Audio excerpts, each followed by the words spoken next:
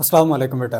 जैसा कि हमने एंटी टेस्ट सीरीज़ को स्टार्ट किया हुआ था कि किस तरह से एंटी टेस्ट के अंदर हमारे पास किसी एक टॉपिक में से मेजर जो पॉइंट्स बनते हैं, ख़ास हमारे मखसूस कंसेप्ट और फार्मूलिज़म के बजाय के पूरी कैलकुलेशन करने के हम किसी एक छोटे से फार्मूला को इस्तेमाल करें जिसे शॉर्ट ट्रिक भी कहा जाता है और कम वक्त के अंदर हम अपनी एंटी टेस्ट के एमसीक्यूज़ को अटैम्प्ट कर सकें। इस सीरीज़ के काफ़ी सारे हमारे लेक्चर हो चुके हैं। आज का हमारा लेक्चर उसी पर बेस्ड है बेटा। एंटी टेस्ट की पॉइंट्स या की formulas about motion and force, chapter number 3 first year physics का हमने आज स्टार्ट करना है। मोशन एंड फोर्स के इस चैप्टर के अंदर आपके पास सबसे पहला जो टॉपिक बेटा रहता है वो है डिस्टेंस एंड डिस्प्लेसमेंट। दो चीज़ें कि किसी भी दो पॉइंट्स के दरमियान में रास्ते की लंबाई को आप डिस्टेंस कहते थे बेटा, और किसी भी दो पॉइंट्स के दरमियान में जो शॉर्टेस्ट डिस्टेंस बनता है वो आपके पास डिस्प्लेसमेंट बन जाता था। अब डिस्प्लेसमेंट वेक्टर था और डिस्टेंस आपके पास बेटा एक स्केलर मिकदार थी। डिस्प्लेसमेंट के लिए आप इनिशियल पोजीशन से फाइनल पोजीशन की तरफ एक वेक्टर ड्रा करते थे, वो डिस्प्लेसमेंट को रिप्रेजेंट करता था। अब इसके अंदर जो हमारे काफ़ी सारी क्रिटिकल एमसीक्यूज बनती हैं वो कौन सी हैं कि बेटा अगर स्ट्रेट लाइन मोशन को ऑब्जर्व किया जाए तो हमेशा स्ट्रेट लाइन मोशन के अंदर डिस्टेंस इक्वल रहता है डिस्प्लेसमेंट की मैग्नीट्यूड के, मैग्नीट्यूड ऑफ डिस्प्लेसमेंट। अब दोनों के दरमियान में रेशो हमें क्या जवाब देगी? Distance divided by magnitude of displacement हमेशा 1 के बराबर रहेगी।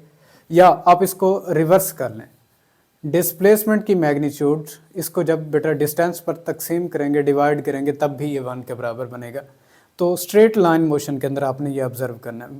कैसे? उसके लिए देखें, हम फ़र्ज़ कर लेते हैं एक जिस्म है हमारे पास जो कि इस तरह से इनिशियल से फाइनल पोजीशन यानी किसी ए पोजीशन से बी पोजीशन पर पहुंच जाए। अब इसका डिस्टेंस ये है और अगर इसका डिस्प्लेसमेंट रिप्रेजेंट करना चाहेंगे तो वो भी यही एरो हेड हमारे पास वेक्टर एक डिस्प्लेसमेंट का बनेगा। मैग्नीट्यूड देखें तो दोनों आपस में बराबर हो जाती है। अब इसके बाद दूसरा हमारे पास है बेटा कर्व्ड पाथ के लिए। अगर इस तरह के रास्ते के ऊपर कोई एक बॉडी है, कोई एक जिस्म है जो मूव कर रहा है, तो हमेशा याद रखिएगा बेटा रास्ता की लंबाई डिस्प्लेसमेंट एस से रिप्रेजेंट की जाएगी, जबकि डिस्प्लेसमेंट के लिए क्या होगा, इनिशियल से फाइनल पोजीशन तक आपने एक एरो हेड ड्रा करना है और ये बेटा आपके पास डिस्प्लेसमेंट रहेगा। अब इसके अंदर दो चीज़ें ऑब्जर्व करने की हैं। फॉर द कर्व्ड पाथ हमेशा डिस्टेंस लार्जर रहता है डिस्प्लेसमेंट की मैग्नीट्यूड के। क्लियर बेटा? अगर इन दोनों के दरमियान में डिस्टेंस को डिस्प्लेसमेंट के ऊपर डिवाइड करेंगे यानी कि उसकी मैग्नीट्यूड से, ये हमेशा ग्रेटर देन 1 वैल्यू रहेगी। किसी एक लार्जर मिकदार को, लार्जर क्वांटिटी को किसी स्मॉलर क्वांटिटी से तकसीम करेंगे तो ऑलमोस्ट आपके पास ग्रेटर देन 1 कोई एक वैल्यू आती है। इसी तरह से अगर डिस्प्लेसमेंट को बेटा उसकी मैग्नीट्यूड को आप डिस्टेंस के ऊपर तकसीम करेंगे तो ये हमेशा लेस देन 1 आपके पास कोई एक क्वांटिटी आएगी। आप एक स्मॉलर क्वांटिटी को एक लार्जर क्वांटिटी से डिवाइड कर रहे हैं तो ये लेस देन वैल्यू आपके पास यहाँ मौजूद रहेगी। तो ये 3-4 पॉइंट्स आपने जहन में रखने जो कि डिस्टेंस और डिस्प्लेसमेंट से आपसे पूछे जाते हैं। एक बात और भी नोटिस में रखिएगा, डिस्प्लेसमेंट आपके पास हमेशा स्ट्रेट पाथ के लिए कंसीडर किया जाता है, not for the curved path. Straight path के लिए इसको कंसिडरेशन दी जाती है, कर्व्ड पाथ के लिए आप डिस्प्लेसमेंट को बेटा कभी भी अलाउ नहीं करते। ये पॉइंट ध्यान में रखिएगा। इसके बाद हमारे पास दूसरा टॉपिक आता था बेटा लीनियर स्पीड और लीनियर वेलोसिटी का। अगर लीनियर स्पीड और लीनियर वेलोसिटी को देखना चाहें, स्पीड हमेशा बराबर हो सकती है वेलोसिटी की मैग्नीट्यूड के। हमारे पास ये केस कब हो सकता है बेटा, जब अजसाम स्ट्रेट लाइन मूव कर रहे हो, स्ट्रेट लाइन मोशन के अंदर। अब इस स्ट्रेट लाइन मोशन को एक और लफ्ज़ भी नाम दिया जाता है बेटा, इसे कहा जाता है unidirectional motion. Unidirectional motion, इस तरह की मोशन के लिए हमेशा स्पीड और वेलोसिटी वेक्टर की मैग्नीट्यूड आपस में बराबर हो सकती हैं। अब दोनों के दरमियान में रेशो बनाना चाहेंगे तो आप वेलोसिटी को स्पीड से जब डिवाइड करेंगे इसकी मैग्नीट्यूड से तो आपके पास ये 1 के बराबर रहेगा। या फिर स्पीड को बेटा आपने तकसीम करना है किससे, वेलोसिटी से, तो वेलोसिटी वेक्टर उसकी मैग्नीट्यूड जब स्पीड पर तकसीम करेंगे तब भी ये आपके पास 1 के बराबर आएगा। तो स्ट्रेट लाइन मोशन के लिए ये आपके पास चीज़ें वैलिड रहती हैं।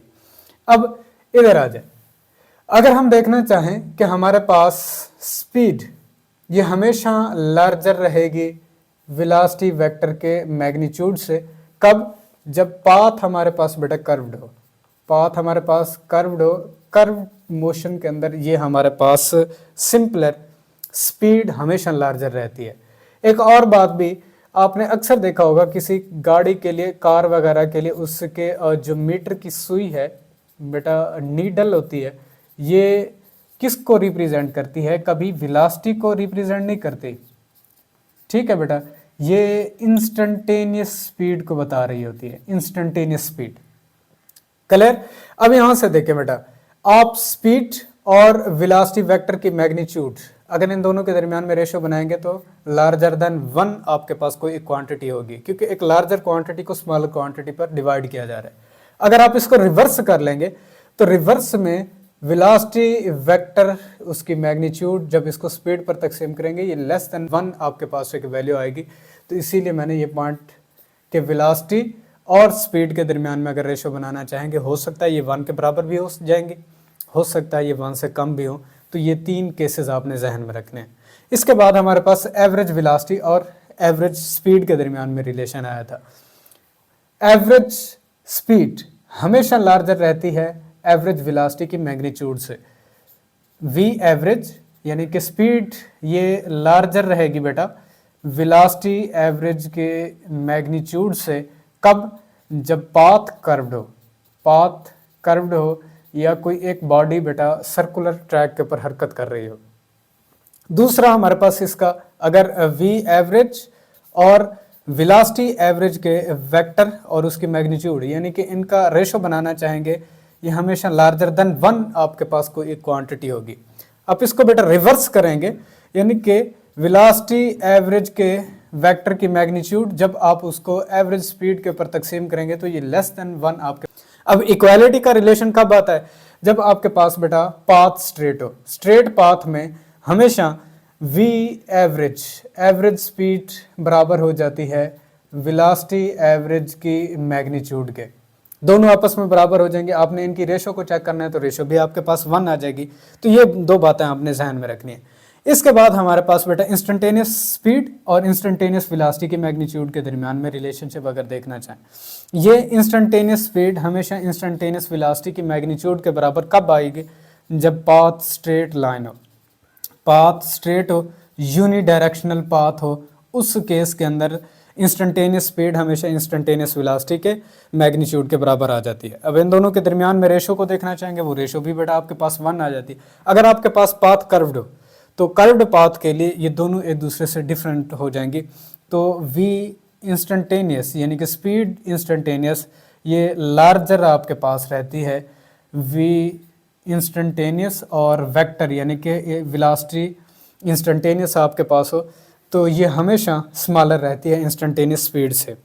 तो ये 2 बातें आपने नोटिस में रखनी है। अब इनका रेशो भी आपके पास लार्जर देन 1, अगर वेलोसिटी के नीचे स्पीड को डिवाइड करना चाहेंगे तो स्मॉलर देन 1।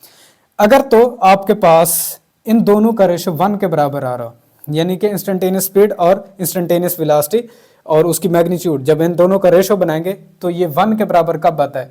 जब हमारे पास बेटा कोई यूनिफॉर्म वेलोसिटी के साथ जिस्म हरकत कर रहा, यूनिफॉर्म वेलोसिटी के साथ हरकत अगर जिस्म कर रहा हो, और मोशन भी किस तरह की होनी चाहिए बेटा? स्ट्रेट लाइन होनी चाहिए। तो स्ट्रेट लाइन मोशन के अंदर इस तरह से अज्साम का डिस्टेंस में तब्दीली हमेशा डिस्प्लेसमेंट में तब्दीली के बराबर होती है। तो ये पॉइंट आपने जहन में रखने हैं। इसके बाद हमारे पास बेटा टाइप्स ऑफ स्पीड को हमने डिस्कस किया था कि स्पीड्स की हमारे पास टाइप क्या होती हैं। एवरेज स्पीड हमारे पास किस तरह की होती है, इंस्टेंटेनियस स्पीड हमारे पास किस तरह की होती है, यूनिफॉर्म स्पीड कब होती है और नॉन यूनिफॉर्म स्पीड हमारे पास कब होती है। इनकी डेफिनेशंस ऑलरेडी हम कर चुके हैं। टोटल डिस्टेंस को टोटल टाइम के ऊपर तकसीम करेंगे तो एवरेज आपको स्पीड मिलेगी। हम यहाँ उसका फार्मूला या उसकी डेफिनेशन नहीं देखेंगे, हम जस्ट देखेंगे कि ये जो हमने एवरेज स्पीड डिफाइन की थी ये does not tell about the state of motion, about the state of motion के हमारे पास जिस स्ट्रेट लाइन में हरकत कर रहा है हमारे पास जिस्म कर्व्ड पाथ के ऊपर हरकत कर रहा है, किस तरह की मोशन है ये उसके बारे में हमें कोई इन्फॉर्मेशन नहीं देती। तो इनकम्प्लीट इन्फॉर्मेशन थी, हमने एक नई टर्म को डिफाइन किया, वो हमारे पास इंस्टेंटेनियस स्पीड थी। हाँ, ये इंस्टेंटेनियस स्पीड, इसके अंदर हमने delta T approaches to zero del S divided by del T इसको डिफाइन किया था। डिस्टेंस में तब्दीली डिवाइडेड बाई डेल्टा टी यानी कि स्मॉल टाइम इंटरवल, और टाइम इंटरवल भी इतना जो जीरो को अप्रोच कर रहा हो। अब उस केस के लिए इस इंस्टेंटेनियस स्पीड ने हमें इंफॉर्मेशन दी है, information about the state of motion, information about state of motion, कि मोशन किस तरह की है, स्ट्रेट लाइन है, कर्व्ड है, उसके बारे में हमें ये इंफॉर्मेशन प्रोवाइड करती है। इसके बाद यूनिफॉर्म स्पीड, कि कोई भी जस्ट एक जैसा डिस्टेंस एक जैसे टाइम इंटरवल के अंदर कवर कर रहा हो तो हम उसकी स्पीड को यूनिफॉर्म स्पीड कहते हैं। अब इसके अंदर जो बात आपके नोटिस करने की है, ये इंस्टेंटेनियस स्पीड हमेशा बराबर होती है बेटा आपके पास एवरेज स्पीड के, ठीक है, या दूसरे लफ्ज़ों में आपके पास इंस्टेंटेनियस स्पीड कांस्टेंट रहती है, ठीक है बेटा। कांस्टेंट हो जाने की वजह से उस वक्त हमारे पास जिस्म जो है वो यूनिफॉर्म स्पीड के साथ हरकत कर रहा होता है। अब ये आपके पास रिलेशन दो आपने जहन में रखने हैं। यूनिफॉर्म स्पीड के लिए दो कंडीशंस अगर ये सेटिस्फाई हो रही होंगी तो जिस्म यूनिफॉर्म स्पीड के साथ हरकत कर रहा होगा। नॉन यूनिफॉर्म स्पीड की आपने कैसे डेफिनेशन की थी कि अगर कोई भी जिस्म एक जैसे टाइम इंटरवल्स के अंदर एक जैसे डिस्टेंस कवर ना कर रहा हो तो उसकी जो स्पीड है वो नॉन यूनिफॉर्म होगी। अब इसके अंदर दो कंडीशंस हैं कि हमारे पास जो इंस्टेंटेनियस स्पीड है वो एक तो कांस्टेंट नहीं होती, वो वेरिएबल होती है, ठीक है बेटा।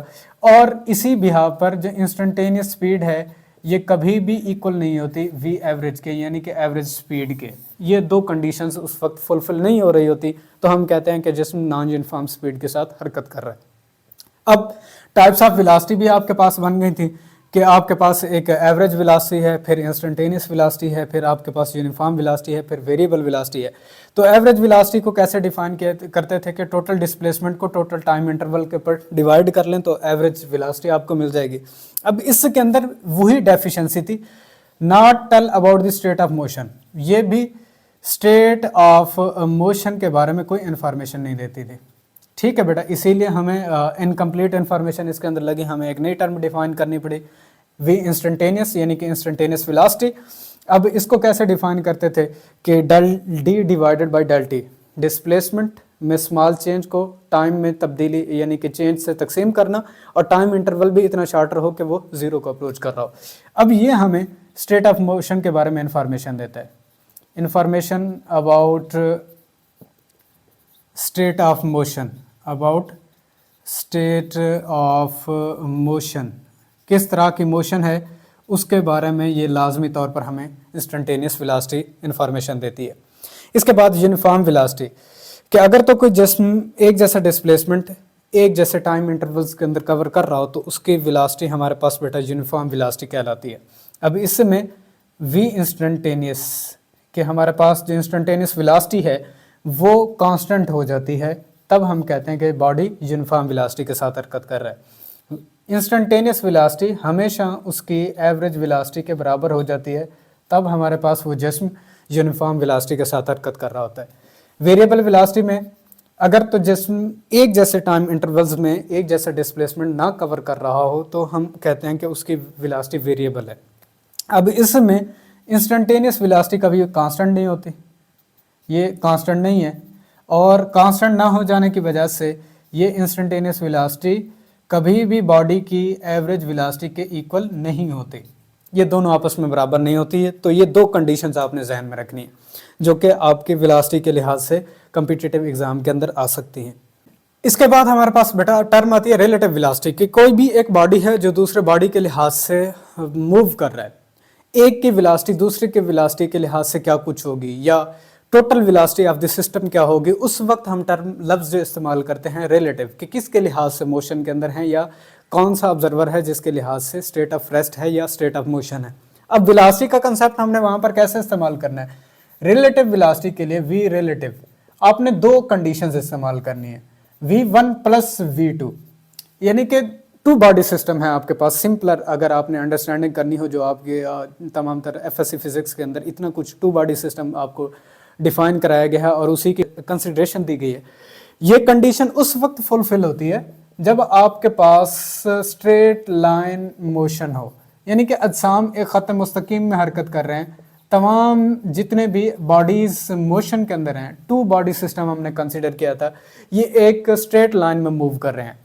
यूनी डायरेक्शनल मोशन है इनकी, यूनी डायरेक्शनल मोशन, एक डायरेक्शन में हरकत कर रहे हैं। तो इस तरह की मोशन में हमेशा उनकी रिलेटिव वेलोसिटी, आपने उनकी वेलोसिटीज़ को ऐड कर लेना है, इंडिविजुअल वेलोसिटीज़ जो है। अब अगर तो आपके पास कर्व्ड मोशन है तो जो रिलेटिव वेलोसिटीज़ आपको हासिल होंगी हमेशा उनकी वेलोसिटीज़ के डिफरेंस से आपको हासिल होंगी। State of curved motion, curved motion में आपके पास इनकी जो रिलेटिव वेलोसिटी है वो बेटा क्या हो जाएगी, दोनों इंडिविजुअल वेलोसिटीज़ के डिफरेंस से आपको हासिल होगी।